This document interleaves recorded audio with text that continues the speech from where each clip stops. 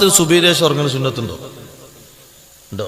സുബഹി നിസ്കാരം കഴിഞ്ഞ് സൂര്യൻ ഉദിക്കുന്ന സമയം വരെ ഉറങ്ങിയാൽ ജീവിതത്തിലും സമ്പത്തിലും ബർക്കത്തുണ്ടാകൂല എന്നാ മുഹമ്മദ് റസൂലുള്ളാഹി. സുബഹി നിസ്കാരം കഴിഞ്ഞ് മദീനത്തെ പള്ളിയിൽ നിന്ന് നബി തങ്ങൾ നേരെ കയറി ഒരു ദിവസം ഫാത്തിമ ബീവി റളിയല്ലാഹു അൻഹയുടെ വീട്ടിലേക്ക്. ഇമാം തുർമുദി റളിയല്ലാഹു അൻഹു റിപ്പോർട്ട് ചെയ്യുന്ന ഹദീസിൽ കാണാം, ഫാത്തിമ ബീവിന്റെ വീട്ടിൽ കയറിയപ്പോ ഫാത്തിമ ബീവി റളിയല്ലാഹു അൻഹ സുബഹി നിസ്കരിച്ച് ഉറങ്ങുകയാണ്.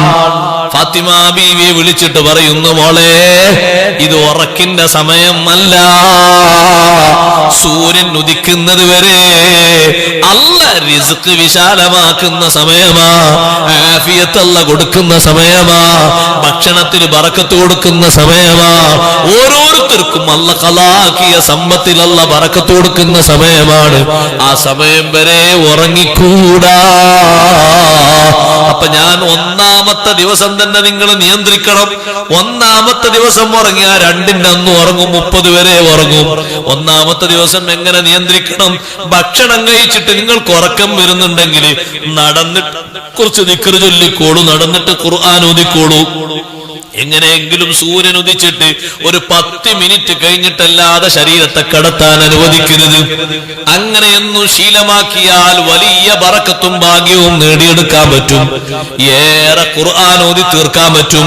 ഒരു കാര്യം, ഖുർആൻ ഓതി പുരുഷന്മാര് അധികരിപ്പിക്കണം, അത് സ്ത്രീകളും അധികരിപ്പിക്കണം. രണ്ടാമത്തത് പുരുഷന്മാർക്ക് മാത്രമുള്ളതാണ് ഈത്തിക്കാഫ്, അധികരിപ്പിക്കണം. നിസ്കാരം കഴിഞ്ഞ പാടെ പോരരുത്. നിസ്കരിക്കാൻ കുറെ മുമ്പ് പള്ളിയിലെത്തുക, എന്നിട്ട് ഖുർആൻ ഓതുക. നിസ്കാരം കഴിഞ്ഞാലും ളുഹ്റിനും അസ്റിനും കുറച്ചുകൂടി ടൈം അവിടെ ഇരിക്കണം. തറാവീഹ് കഴിഞ്ഞാൽ ഒരു അരമണിക്കൂറും കൂടി ഇരിക്കണം.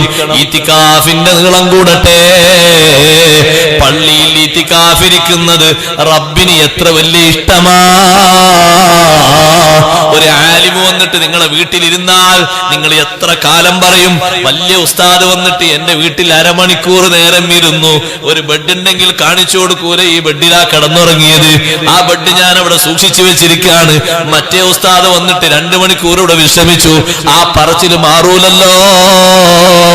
അള്ളാന്റെ ഭവനത്തിലായിരിക്കുന്നതിന് അല്ലാഹ് തരുന്ന കൂലി കണക്കാക്കാൻ അടിമക്ക് കഴിയൂല. എത്ര നേരം കാബ നോക്കിയിരിക്കുന്ന മഹത്തുക്കളുണ്ട്. പള്ളി മിഹ്റാബിലേക്ക് നോക്കല്, പള്ളിയിലേക്ക് നോക്കല് ഇബാദത്തല്ലേ? പള്ളിന്റെ ചുമരിലേക്ക് നോക്കല് ഇബാദത്തല്ലേ? എന്താ ഇബാദത്താകാൻ കാരണം? അത് ഒരു തറവാടിന്റെയും വീടല്ല, ഒരു കുടുംബത്തിന്റെയും വീടല്ല, അത് അല്ലാഹുവിന്റെ ഭവനമാ. മനുഷ്യന്മാരാരുമില്ലെങ്കിലും അവിടെ ഇബാദത്തുണ്ട്. എന്റെ നാട്ടിൽ 2-3 സ്ഥലത്ത്, ഗൂഡല്ലൂർ ഭാഗത്ത് എസ്റ്റേറ്റ് പഴയ കാലത്ത് തോട്ടത്തൊഴിലാളികൾ കൊടുത്ത അവരുടെ സ്ഥലത്ത് പള്ളി ഉണ്ടാക്കിയിട്ട് ഇപ്പൊ ആ പള്ളി ജനങ്ങളൊക്കെ അവിടുന്ന് മാറി താമസിച്ചോട് പല സ്ഥലത്തും പള്ളി പൊളിക്കപ്പെട്ടുവെങ്കിലും തറ എടുത്തു മാറ്റിയിട്ടില്ല. അവിടെയുള്ള ഹൈന്ദവ സഹോദരന്മാരും ക്രൈസ്തവരും പറയുന്നു, അവിടെ ഞങ്ങള് മഗ്രിബിന്റെ ഇശാന്റെ സുബഹിന്റെ ഒക്കെ വാങ്ങിക്കൊടുക്കുന്നത് കേൾക്കാറുണ്ട്. ആരാ കൊടുക്കുന്നത്? ആരോണാവോ? ആ തറയിൽ പോലും ഒരു കുട്ടി ഒരിക്കലും ഇരിക്കാറില്ല. ബീഡി വലിക്കാൻ പോലും തറയിൽ ഇരിക്കില്ല. കടല കുറച്ച് തിന്നാൻ പോലും തറയിൽ ഇരിക്കില്ല. അത് പള്ളിത്തറയാണ്. അവര് വിശുദ്ധിയോടെ കാത്തു സൂക്ഷിക്കണം. ഞാൻ പറയുന്നത്, നമ്മൾ പോയി ഇബാദെടുത്തിട്ട് വേണ്ട പാവണ്ണ പള്ളിക്ക് മഹത്വം കിട്ടാൻ. നിങ്ങൾ ആരും ഒന്നിൽ പാവണ്ണ പള്ളിക്ക് മഹത്വം മലക്കുകളുണ്ട് ആ സമയത്ത്. നിങ്ങൾ പോയി നിസ്കരിച്ചിട്ട് പാവപ്പണ്ണ പള്ളിക്കൊക്കെ ഇത്ര വലിയ മഹത്വം, ഭയങ്കര മഹത്തായി. നമുക്ക് വല്ല നേട്ടവും കിട്ടണമെങ്കിൽ പോയിരിക്കാനാ പറഞ്ഞത്. അവിടെ സദാസമയത്തും ഇബാദത്തിന് ഏൽപ്പിക്കപ്പെട്ട മലക്കുകളുണ്ട്. നമ്മൾ ആരും ഇരുന്നിട്ടില്ലെങ്കിലും ഒന്നും കുറയില്ല. അല്ലാഹു തആലാന്റെ പള്ളിക്കങ്ങനെ. നമ്മളെ വീട്ടിൽ നമ്മൾ ആരും താമസിച്ചില്ലെങ്കിൽ കുറച്ച് ഞാൻ പൊളിഞ്ഞോടെ പോകും. അതിന് പരിപാലനം ഉണ്ടാകൂല.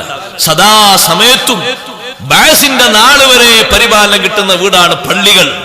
ഇവിടെ സദാസമയത്തും മലക്കുകളുണ്ട്. ഞാൻ ദീർഘിപ്പിക്കുകയല്ല, ഒറ്റ പോയിന്റ് കൂടി പറഞ്ഞ് ഞാൻ അവസാനിപ്പിക്കുകയാണ്. മൂന്നാമത്തെ ഒരു കാര്യം, ഇക്സാറു സ്വദഖ. സ്വദഖ അധികരിപ്പിക്കണം. കണ്ടമാനം സ്വദഖ കൊടുക്കണം, ദാനധർമ്മം ചെയ്യണം. കഴിഞ്ഞ കൊല്ലങ്ങൾ കൊടുത്തത് എത്ര? 10,000. ഇക്കൊല്ലം കുറച്ചുകൂടി ഏറെ കൊടുക്കണം. അടുത്ത കൊല്ലം കുറച്ചുകൂടി ഏറെ കൊടുക്കണം, കുറച്ചുകൂടി ഏറെ കൊടുക്കണം. ഇതാരും അറിയാനല്ല, അല്ലാഹു തആല ബഹുമാനിച്ച ശ്രേഷ്ഠ നൽകിയ മാസമായതുകൊണ്ട്. ഒരു സ്വദഖക്ക് അല്ലാഹു തആല തരുന്നത് ഒരു ഫർദിന്റെ കൂലിയല്ലേ? 1 രൂപ സ്വദഖ കൊടുത്താൽ എത്ര കൂലി? 1 രൂപ സക്കാത്ത് കൊടുത്ത കൂലിയാണ് 1 രൂപ സ്വദഖ കൊടുത്താൽ. അത് ശഅബാനില, റമദാനില. അപ്പൊ അത്ര അധികം കണ്ടു കൊടുത്താൽ അത്രയും അധികമാണ് അതിന്റെ പ്രതിഫലമുള്ളത്. ആ വലിയ പ്രതിഫലം കിട്ടുന്ന സ്വതഖ ഉമ്മമാരും അധികരിപ്പിക്കണം, സഹോദരന്മാരും അധികരിപ്പിക്കണം. എല്ലാവർക്കും അത് ബാധകമാണ്. പഴയകാലത്തെ ഉപ്പാപ്പമാര് അധ്വാനിച്ചുണ്ടാക്കിയ കാശ് നിങ്ങൾക്ക് ഓർമ്മയില്ലേ? അത്ര വലിയ സമ്പന്നരൊന്നല്ലെങ്കിലും റമളാനിന്റെ അവസാനത്തെ 10 മുമ്പുള്ള 10 അധികം അവർ കൊടുത്തിട്ടുണ്ട്. ഒന്നാമത്തെ 10 അധികം 2-ാം 10 കൊടുക്കണം, 2-ാം 10 അധികം 3-ാം 10 കൊടുക്കണം. കാരണം റമളാനിന്റെ അവസ്ഥ അങ്ങനെയാണ്. തുടക്കത്തിനേക്കാളും മഹത്വം കൂടുതൽ ഒടുക്കത്തിലാ. ലൈലത്തുൽ ഖദ്ർ പ്രതീക്ഷിക്കുന്ന രാവും പകലും ശ്രേഷ്ഠതയുടെ രാവല്ലയോ? ലോകത്ത് ഒരേ ഒരു കൂട്ടം മലക്കുകൾ ഒരു രാത്രിയിലും അവര് ഭൂമിയിലേക്ക് വരൂല. വർഷത്തിൽ ഒരു പ്രാവശ്യം മാത്രമേ വരൂ. അത് ലൈലത്തുൽ ഖദ്റിന്റെ അന്നാ. ആകാശത്തിനപ്പുറം സിദ്റത്തുൽ മുൻതഹ എന്നൊരു വടാവൃക്ഷമുണ്ട്. ആ വടാവൃക്ഷത്തിന്റെ ഇലകളിൽ ലക്ഷോപിലക്ഷം മലക്കുകളുണ്ട്. അവര് ഭൂമിയിലേക്ക് വരുന്നത് ഒറ്റ രാവിൽ മാത്രമാണ്. അതാണ് ലൈലത്തുൽ ഖദ്ർ. തനസ്സലുൽ മലായിക വറൂഹു ഫീഹാ ബിഇദ്നി റബ്ബിഹിം മിൻ കുല്ലി അംർ സലാമുൻ ഹിയ ഹത്താ മത്ലഇൽ ഫജ്ർ. ഫജ്ർ ഉദിക്കുന്നത് വരെ മലക്കുകളെ സാന്നിധ്യമുണ്ട്. സുബ്ഹാനല്ലാഹ്. ആ ലക്ഷോപിലക്ഷം മലക്കുകൾ വരുന്ന ദിനരാത്രങ്ങൾ നമ്മുടെ സ്വതക്കകൾക്ക് അത് കാരണമാകണം. അവര് സാക്ഷ്യപ്പെടുത്തണം. അതുപോലെ നമ്മുടെ നല്ല ആരാധനകൾക്ക് അത് പങ്കാകണം. നമ്മുടെ ഇബാദത്തിനും നമ്മുടെ നിസ്കാരത്തിനും നമ്മുടെ ഖുർആനോത്തിനും അവർ അല്ലാഹുവിന്റെ അടുക്കൽ സാക്ഷികളാകണം. ആ തരത്തിൽ നമ്മൾ അതിന്റെ എണ്ണം പെരുപ്പിക്കണം. അല്ലാഹ് നമുക്ക് തൗഫീഖ് നൽകട്ടെ. വിശുദ്ധ റമദാൻ അങ്ങോട്ട് കഴിയുമ്പോ അവസാനത്തെ രാവിന് ഏറ്റവും വലിയൊരു മഹത്വമുണ്ട്. അതുകൂടി പറഞ്ഞ് ഞാൻ എന്റെ വാക്കുകൾ അവസാനിപ്പിക്കാം. റമദാന്റെ മഹത്വം തീർന്നുകൊണ്ടല്ല, ഞാനത് ആ ഹദീസിന്റെ ഒരു ആദ്യ ഭാഗം മാത്രമേ ഓതി വെച്ചിട്ടുള്ളൂ. ആ ഹദീസിൽ ഇനി ഒരുപാട് കാര്യങ്ങൾ വേറെ പറയുന്നുണ്ട്. ആ കാര്യങ്ങളൊക്കെ കൂടി ഉൾക്കൊണ്ട് റമദാനിൽ നല്ലൊരു മാറ്റം നമുക്ക് വേണം. എത്ര കൊല്ലത്ത് റമദാൻ വന്നിട്ട് ഒരു മാറ്റം ഉണ്ടായിട്ടില്ലെങ്കിൽ സഹോദരന്മാരെ, നമ്മൾ അള്ളാഹുവിൽ നിന്ന് എത്ര അകലുന്നത്. നബി തങ്ങൾ പറഞ്ഞില്ല, റമദാൻ മാസം വന്നിട്ട് പാപം പൊറുപ്പിക്കാൻ കഴിയാത്തവൻ അള്ളാഹുവിന്റെ റഹ്മത്തിന് തൊട്ട് ദൂരെയാകട്ടെ എന്ന് നബി തങ്ങൾ പറഞ്ഞില്ലേ? തങ്ങൾ അങ്ങനെ ജിബ്രീൽ അലൈഹിസ്സലാം പറഞ്ഞപ്പോ തങ്ങളല്ലേ ആമീൻ എന്ന് പറഞ്ഞത്? നമ്മളാരുമല്ലല്ലോ ആമീൻ എന്ന് പറഞ്ഞത്. ആ ആമീന്റെ ആളുകളാകരുത് നമ്മൾ. റമദാൻ വന്നിട്ട് പാപം പുറത്ത് കിട്ടണം, മാറ്റങ്ങൾ കിട്ടണം. നമ്മുടെ കൽബും ശരീരവും സ്വഭാവവും ഒക്കെ മാറണം. അങ്ങനെ മാറ്റത്തിന്റെ റമളാനായി അള്ളാഹു നമ്മിൽ നിന്ന് സ്വീകരിക്കുമാറാകട്ടെ. റമളാൻ ഷരീഫ് ഹൃദ്യമായി സ്വീകരിക്കാനും സുഹൃതങ്ങളൊക്കെ ഇഖ്ലാസോടുകൂടി ചെയ്യാനും അള്ളാഹു ആഫിയത്ത് നൽകുമാറാകട്ടെ. ആരോഗ്യം പേടിക്കുന്ന പലരുമുണ്ട്. അവർക്കൊക്കെ അള്ളാഹു തആല നല്ല സിഹത്തും സലാമത്തും ഏറ്റിക്കൊടുക്കട്ടെ. കഴിഞ്ഞ വർഷം റമളാനിൽ ചെയ്തതിനേക്കാൾ സുഹൃതങ്ങൾ നല്ല ഈമാനിലും തഖ്വയിലും ചെയ്യാൻ അള്ളാഹു ഭാഗ്യം ചെയ്യുമാറാകട്ടെ. കഴിഞ്ഞ വർഷത്തേക്കാൾ ഏറെ സുഹൃതങ്ങൾ അധികരിപ്പിക്കാൻ അള്ളാഹു തൗഫീഖ് നൽകുമാറാകട്ടെ.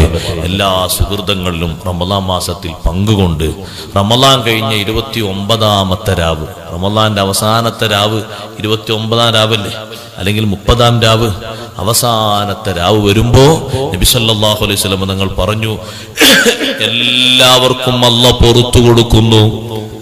ആ സമയത്ത് ചോദിച്ചു സ്വഹാബ നബിയേ, അഹിയ ലൈലത്തുൽ ഖദ്രി, അത് ലൈലത്തുൽ ഖദ്റാണോ? അല്ലേ അല്ല, റമളാനിന്റെ അവസാനത്തെ രാവ് അല്ലാഹ് എല്ലാവർക്കും പുറത്തു കൊടുക്കുന്നത് എങ്ങനെയെന്ന് ചോദിച്ചപ്പോ നബി തങ്ങളെ മറുപടി, പണിക്കാര് പണി കഴിഞ്ഞാൽ കൂട്ടാനുള്ളത് മുഴുവൻ കൂട്ടിയിട്ട് മുതലാളിമാര് കൊടുക്കാറില്ലേ? എല്ലാ പണിയും കഴിഞ്ഞു, നേരത്തെ കുറെ കൊടുത്തിട്ടുണ്ട്, ഇനി എത്ര ബാലൻസ് ഉണ്ട് എന്ന് ചോദിച്ച് പൂർണ്ണമാക്കി കൊടുക്കാറില്ലേ? ഇതുപോലെ അധ്വാനങ്ങൾ കഴിയുകയാ.